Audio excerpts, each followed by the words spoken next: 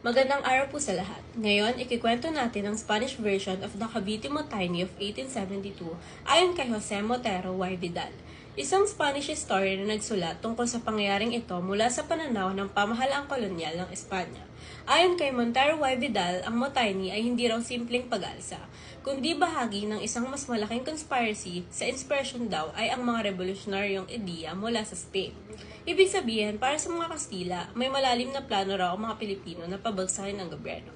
Nagsimula raw ang tensyon noong April 4, 1871, nang italaga si Rafael de Izquierdo bilang bagong Governor-General ng Pilipinas. Si Izquierdo ay kilala bilang mahigpit at kontra sa reforma. Tinanggal niya ang ilang pribilehiyo ng mga sundalo at manggagawa sa arsenal ng Cavite, tulad ng exemption sa buwis at forced labor na naging dahilan ng galit ng mga Pilipino.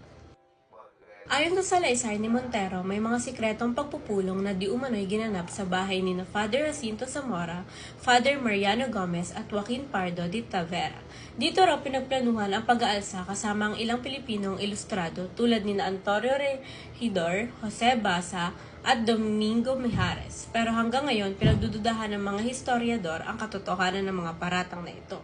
Dahil dito, napaaga ang kilos ng mga sundalo sa Cavite Arsenal na pinamunuan ni Maximo Inocencio, Enrique Paraiso at Crisanto Reyes.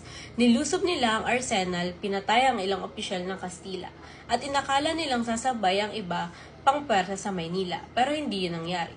Ilang araw matapos yon, noong January 27, 1872, 41 na Pilipino ang binarel at pinatay dahil sa pakikilahok umano sa rebelyon. Marami sa kanila ay ordinaryong manggagawa at sundalo. Ang pinakamabigat na bahagi ay nangyari noong February 15, 1872 nang mahatulan ng kamatayan sina Father Mariano Gomez, Father Jose Burgos, Father Jacinto Zamora. Kasama rin si Francisco Saldua na later on ay binitawan ng paratang kapalit sa pag-amin. Pagkatapos noong February 17, 1872, ginanap ang kanilang public execution sa Bagong Bayan. Libo-libong Pilipino ang nakasaksi sa pagbitay, isang tagpo na lalong nagpasiklab sa galit laban sa kolonyal ng pamahalaan. Hindi pa raw natatapos ang pangyayari. Noong April 4, 1872, ipinatupad ng gobyerno ng Kastila ang pagdisband sa Native Artillery Regiment at pinalitan ito ng Spanish-only troops.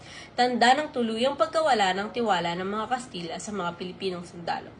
Sa kabuuan, ayon kay Jose Montero y Vidal, ang Cavite Mutiny ay isang panganib na conspiracy laban sa Estado na pinamumunuan di umano ng mga Pilipinong pari at ilustrado. Ngunit sa pananaw ng makabagong kasaysayan, marami ang naniwalang pinilit at pinalaki ang kwento upang bigyang katwiran ang pagbitay sa Gumburza.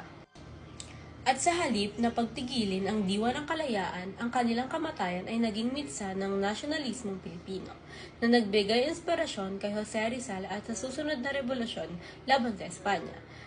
At yun po ang Spanish version ng Cavite Mutiny of 1872 ayon sa salaysay ni Jose Montero y Vidal.